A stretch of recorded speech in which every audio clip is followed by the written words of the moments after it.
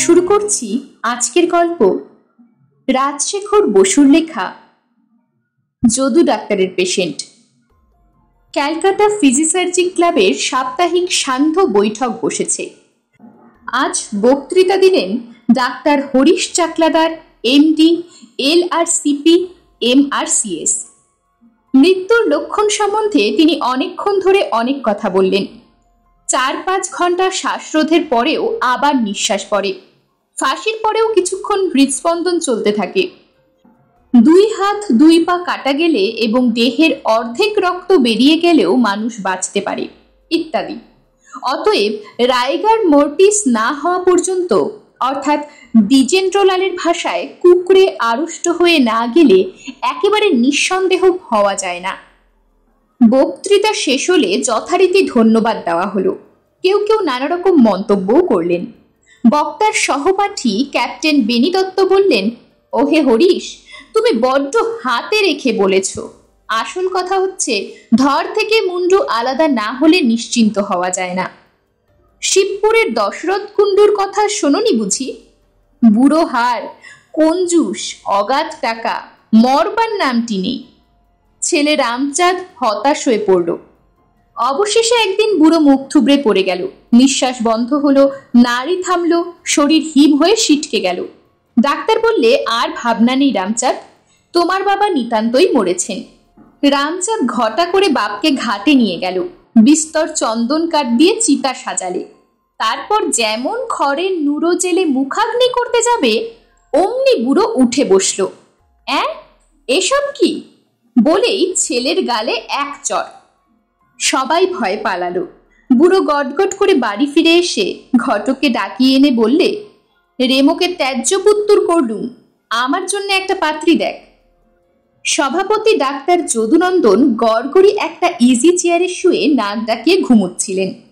এর বয়স এখন 90, শরীর ভালোই আছে, তবে কানে একটু কম শোনেন, আর মাঝে মাঝে খেয়াল দেখে আবোল তাবোল বকেন। ইনি কোথায় ডাক্তারি শিখেছিলেন, কলকাতায় কি বোম্বাই কি রেঙ্গুনে, তা লোকে জানে না। কেউ বলে ইনি সেকেলে VLMS, কেউ বলে ওসব কিছু নন, ইনি হচ্ছেন খাঁটি হ্যামার ব্র্যান্ড, অর্থাৎ হাতুড়ে।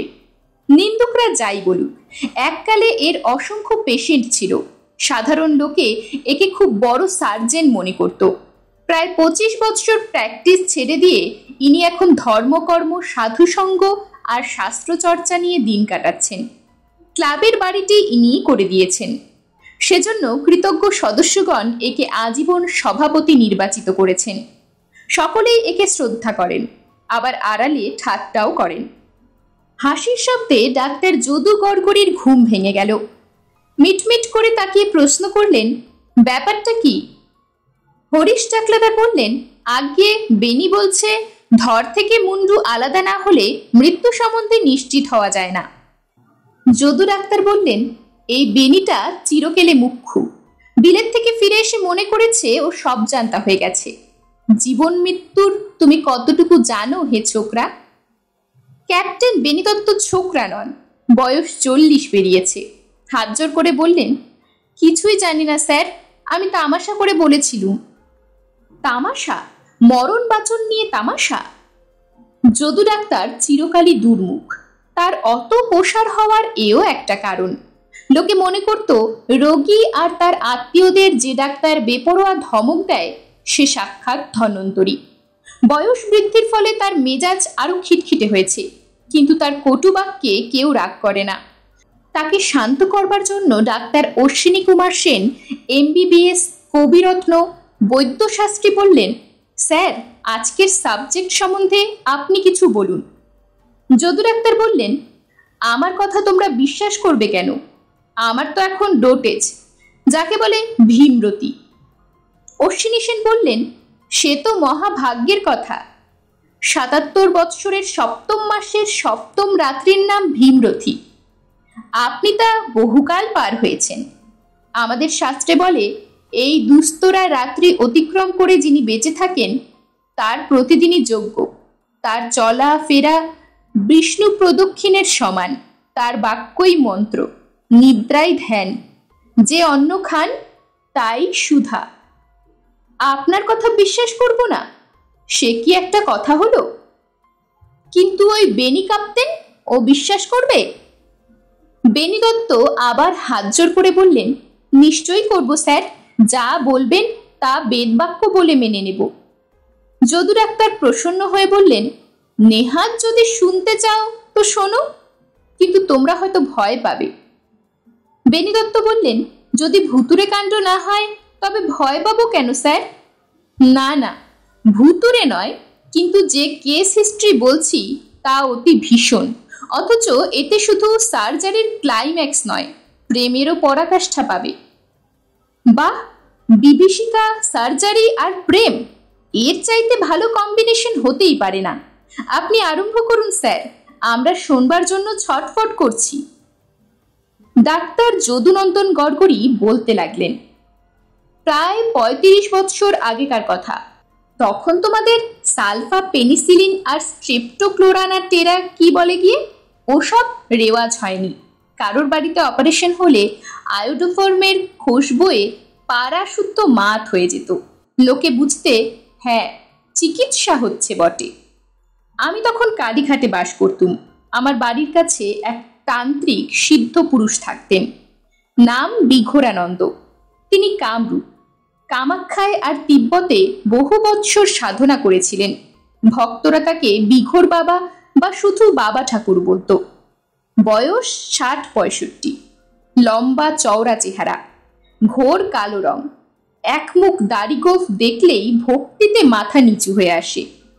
আমি তার কার্বঙ্কল অপারেশন করেছিলুম। একটু চাঙ্গা হবার পর একগোছা নোট আমার হাতে দেবার চেষ্টা করলেন। হাত টেনে নিয়ে আমি বললুম, করেন কি? আপনার কাছে কি আমি ফি নিতে পারি? বিঘোর বাবা একটু হেসে বললেন, তুমি না নিলেও ও টাকা তোমার হয়ে গেছে। কথাটার মানে তখন বুঝতে পারিনি। তাকে নমস্কার করে বিদায় নিলুম। বাড়ি ফিরে এসে পকেটে হাত দিয়ে দেখি একটা ভূর্জপত্রের মোড়কে 10টা গিনি রয়েছে। বুঝলুম বিঘোর বাবার দান তার অলৌকিক শক্তিতে আমার পকেটে চলে এসেছে। তারপর থেকে মাঝে মাঝে তার কাছে যেতুম, নানা রকম আশ্চর্য তত্ত্ব কথা শুনতুম। বছরখানিক পরে তিনি কালীঘাট থেকে চলে গেলেন। তার একজন বড় লোক ভক্ত ত্রিবেণীর কাছে গঙ্গার ধারে একটি আশ্রম বানিয়ে দিয়েছিলেন।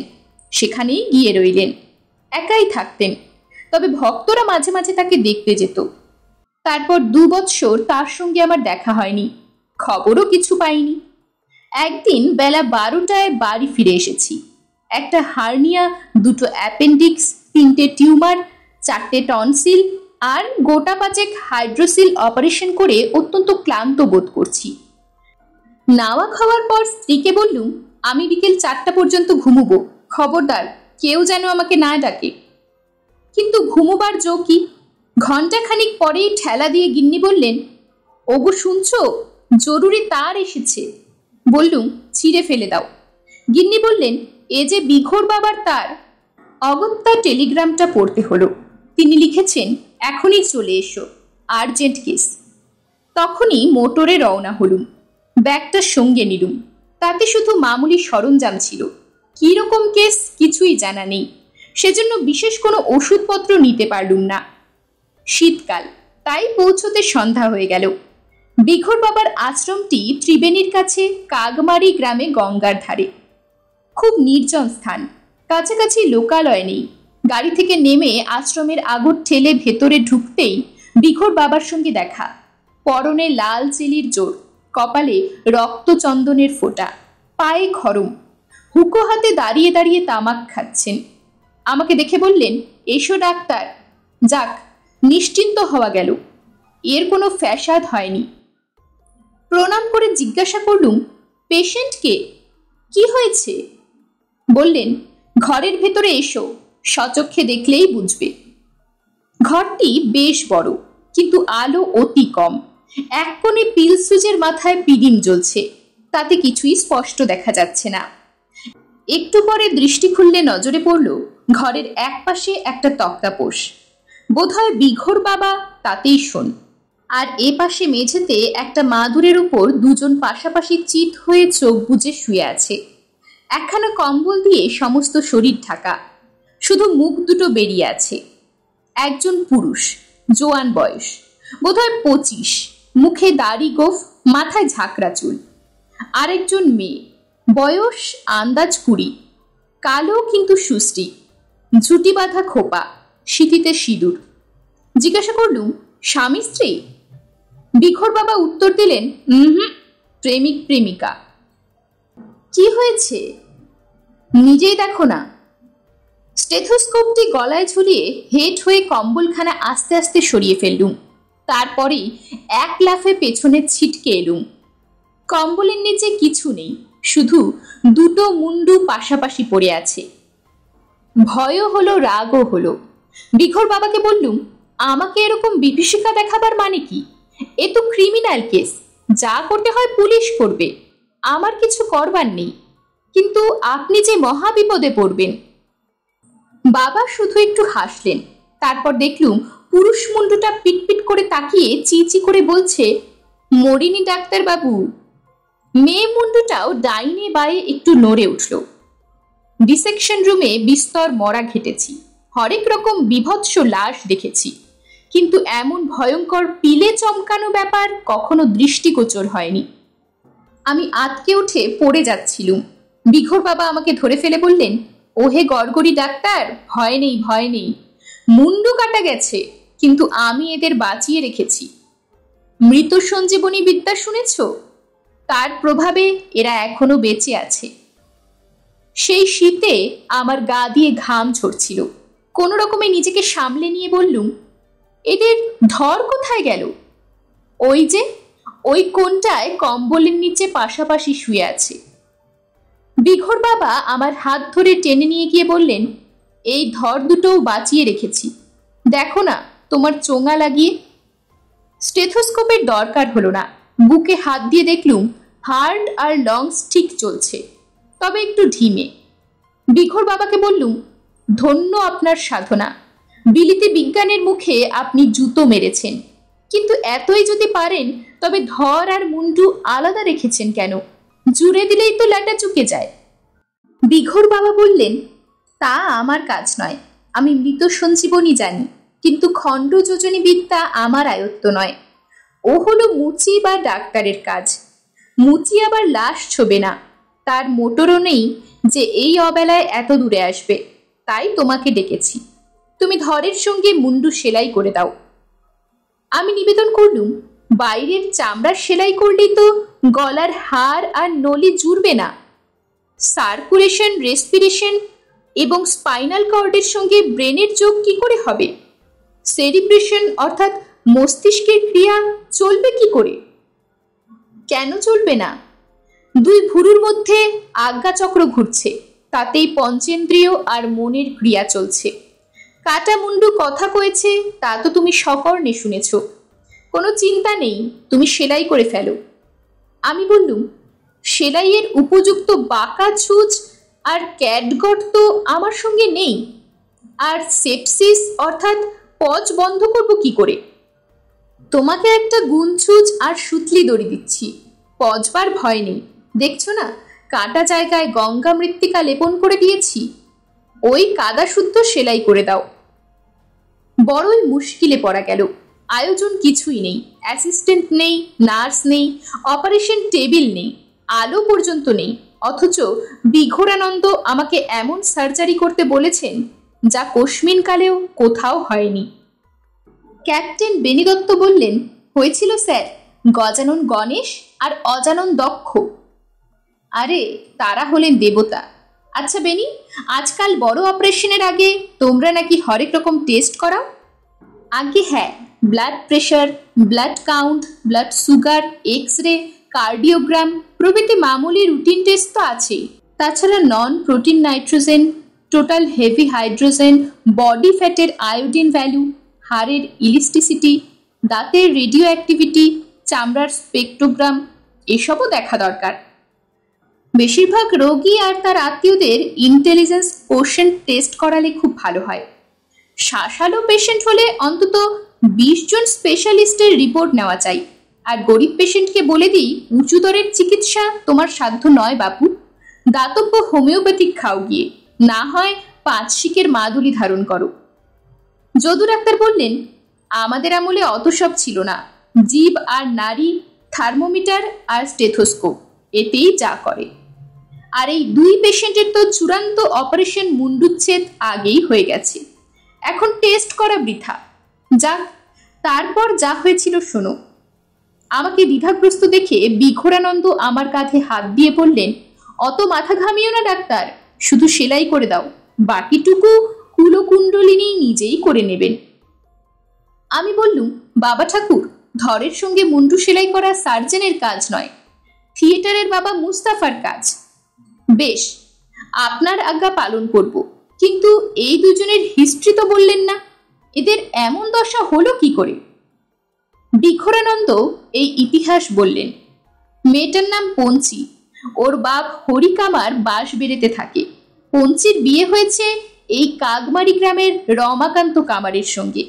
রমাকান্ত লোকটা অতি দুর্দান্ত, দেখতে জমদূতের মতন, বদরাগী আর মাতাল। সে জমিদার বাড়িতে প্রতি বৎসর নবমী পুজোর 108টা পাঠা, 10টা ভেড়া আর গোটা 2 মোষ এক এক কোপে কাটে। পঞ্চি তাকে বিয়ে করতে চায়নি, তার বাপ টাকার লোভে জোর করে তাকে বিয়ে দিয়েছে। রমাকান্ত বজ্জাত হলেও আমাকে খুব ভক্তি করে, আমার অনেক ফরমাশও খাটে। সে পঞ্চির উপর অকথ্য অত্যাচার করত, আমি ধমক দিয়েও কিছু করতে পারিনি।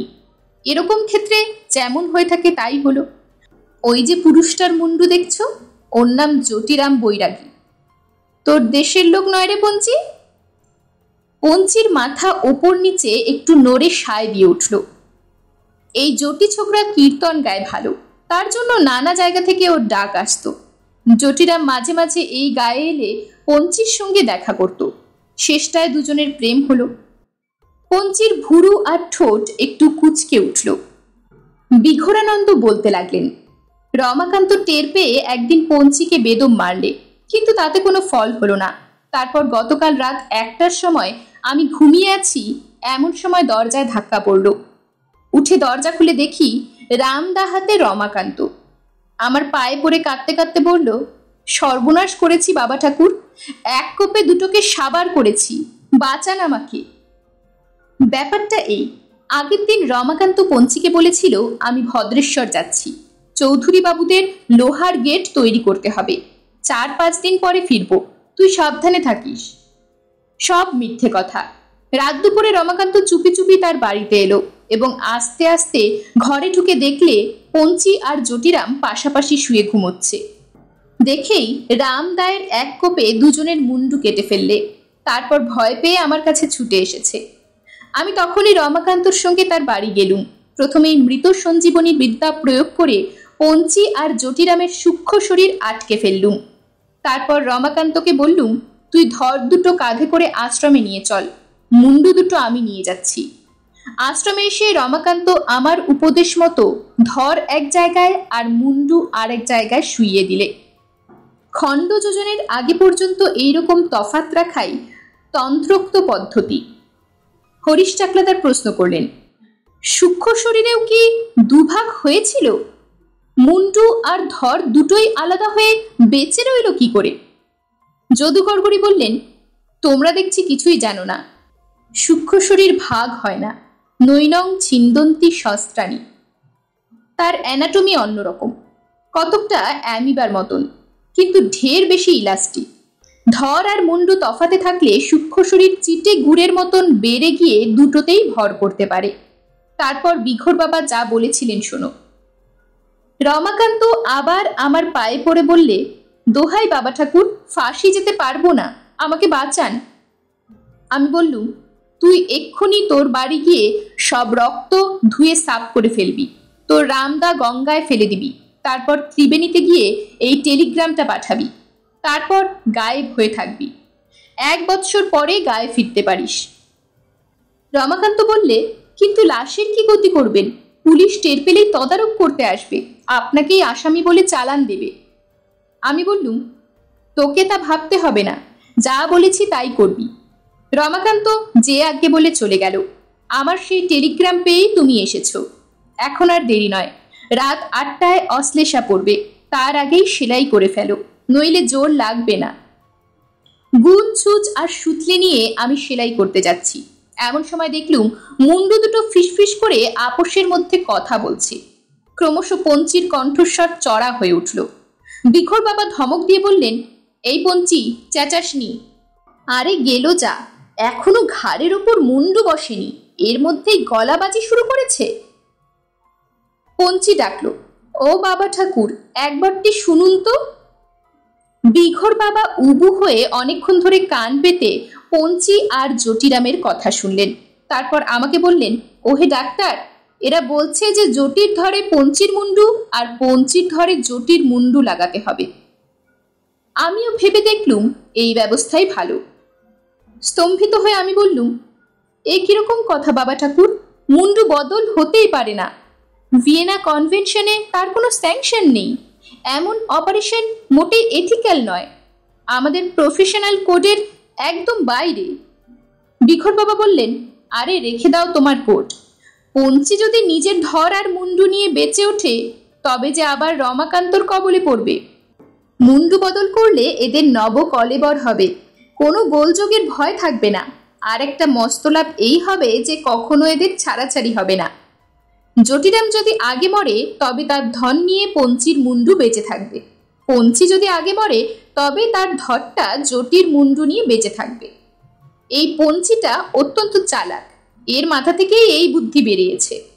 জটিরাম হচ্ছে হাদারাম। কালই আমি ভৈরব মতে এদের বিয়ে দেব, আমার আশ্রমেই এরা বাস করবে। আমি প্রশ্ন করলুম, ধর আর মুন্ডু বদল হলে কে পঞ্চি কে জটিরাম তা স্থির হবে কি করে? বিখর বাবা বললেন, মাথা হলো উত্তমাঙ্গ, মাথা অনুসারেই লোকের নাম হয়, ধর যারই হোক। ক্যাপ্টেন বেনিদত্ত জনান্তিকে বললেন, কিন্তু গণেশ আর দক্ষের বেলায় তা হয়নি তো। যদু ডাক্তার বলতে লাগলেন, এরপর আর আপত্তি করা চলে না। অগত্যা খণ্ড যোজনের জন্য প্রস্তুত হলাম। অ্যানাস্থেটিক দরকার হলো না। বিখর বাবা মাথায় আর গলায় হাত বুলিয়ে অসাড় করে দিলেন, কিন্তু ভোতা গুনছুচ আর খসখসে পাটের সুতলি দিয়ে চামড়া ফোরা গেল না। বিখর বাবা বললেন, এই পিদিম থেকে রেডির তেল নিয়ে ছুঁচ আর সুতোয় বেশ করে মাখিয়ে নাও। তাই নিলুম। লুব্রিকেট করার পর কাজ সহজ হলো। আধ ঘন্টার মধ্যে মুন্ডুর সঙ্গে ধর সেলাই করে ফেললুম। তারপর বিখর বাবাকে বললুম, এখন এদের শরীরে কিছু তাজা রক্ত পুড়ে দেওয়া দরকার। অভাবে 500 সিসি গ্লুকোজ স্যালাইন, কিন্তু এই পাড়াগায়ে জোগাড় হবে কি করে? যদি নেহাতি বেঁচে থাকে তবে এরপর কিছুদিন লিভার এক্সট্র্যাক্ট, ব্লাড স্পিল আর ভিগারোজেন খাওয়াতে হবে, নইলে গায়ে জোর পাবে না। বিখর বাবা বললেন, ওসব ছাই ভস্য চলবে না বাপু, এখন এরা সমস্ত রাত ঘুমুবে, কাল সকালে জেগে উঠলে ঝোলা গুড় দিয়ে খানকতক রুটি পথ্য করবে। তারপর বেলা হলে পঞ্চি ভাত ছড়িয়ে দেবে আর লঙ্কা বাটা দিয়ে কাঁকড়া চচ্চড়ি রাখবে, তাতেই বলা ধান হবে। জটিরাম আবার গাঁজা খায়, নয় রে জোটে? জটিরাম দাঁত বের করে বললে, হি। বিখর বাবা বললেন, বেশ তো, কাল সকালে আমার প্রসাদী ছিলিমে 2-1 টান দিস। এখন খাওয়া চলবে না, গলার জোর পোক্ত হতে 4-5 ঘন্টা সময় লাগবে। এখন খেলে সেলাইয়ের ফাঁক দিয়ে সব ধোয়া বেরিয়ে যাবে। দেখো ডাক্তার, তোমার ফি কিছু দেব না, আজ তুমি যা দেখলে তারই দাম লাখ টাকা। আমি উত্তর দিলুম, তাতে কোনো সন্দেহ নেই বাবা, আমার চক্ষুকর্ণ সার্থক হয়েছে, অহংকার চূর্ণ হয়েছে, গা দিয়ে ঘাম ছুটছে, আগা পাঁচতলা রোমাঞ্চিত হচ্ছে, আমি ধন্য হয়ে গেছি। এখন অনুমতি দিন, আমি বাড়ি ফিরে যাই, 2 ডোজ ব্রোমাইড খেয়ে নার্ভ ঠান্ডা করে শুয়ে পড়ি। এই বলে প্রণাম করে সেই রাত্রেই কলকাতায় ফিরে এলুম। ডাক্তার অশ্বিনী সেন বললেন, কিমাশ্চর্য মতঃপরম। ডাক্তার হরিশ চাকলাদার বললেন, ফ্ল্যাবারগাস্টিং মিরাকল। ক্যাপ্টেন বেনিদত্ত বললেন, অতি খাসা। পরকীয়া প্রেমের এমন পারফেক্ট পরিণাম বৈষ্ণব সাহিত্যেও নেই, আর সিম্বায়োসিসের এমন চমৎকার দৃষ্টান্ত বায়োলজির কেতাবেও পাওয়া যায় না। আচ্ছা স্যার, নায়ক নায়িকার তো একটা হিল্লে লাগিয়ে দিলেন, কিন্তু রমাকান্তর কি হলো? ডাক্তার যদু গড়গড়ি বললেন, শুনেছি 1 বছর পরে সে চুপি চুপি বিখর বাবার আশ্রমে এসেছিল, কিন্তু জটি আর পঞ্চিকে দেখে পেতনি মনে করে তখনই ভয়ে পালিয়ে যায়। তারপর থেকে সে নিরুদ্দেশ। আহা, তার জন্য দুঃখ হয়, বেচারা খুন করেও বউকে শায়েস্তা করতে পারল না। নামটাই যে অপয়া, ডাইনে বায়ে যেদিক থেকে পড়ুন পাবেন রমাকান্ত কামার। আমাদের সুবল বসু তার দুমুখ নামের জন্য উন্নতি করতে পারছে না। আচ্ছা, তারপর আর কখনো আপনি পঞ্চি আর জটিরামকে দেখেছিলেন? দেখেছিলুম। 2 বছর পরে বিঘোর বাবা চিঠি লিখেছিলেন, মাঘ সংক্রান্তির দিন জটিপঞ্চির ছেলের অন্নপ্রাশন, তুমি অবশ্যই আসবে। বাবার যখন আদেশ তখন যেতেই হলো। কি দেখলেন গিয়ে? দেখলুম বিঘোর বাবা ঠিক আগের মতনই লাল চেলির জোর পরে দাঁড়িয়ে হুকো টানছেন। পঞ্চি তার মস্কিউলার মন্দা হাতে একটা মস্ত কুরুল হাতে নিয়ে কাঠ চেলা করছে। জটিরাম রোয়াকে বসে একটা পিঁড়িতে আলপনা দিচ্ছে আর কোলের ছেলেকে মাই খাওয়াচ্ছে। এরকমই আরো সব গল্প পেতে চ্যানেলটিকে সাবস্ক্রাইব করে দেবেন। আর গল্পটি যদি ভালো লেগে থাকে তাহলে লাইক, শেয়ার আর কমেন্ট করে দেবেন।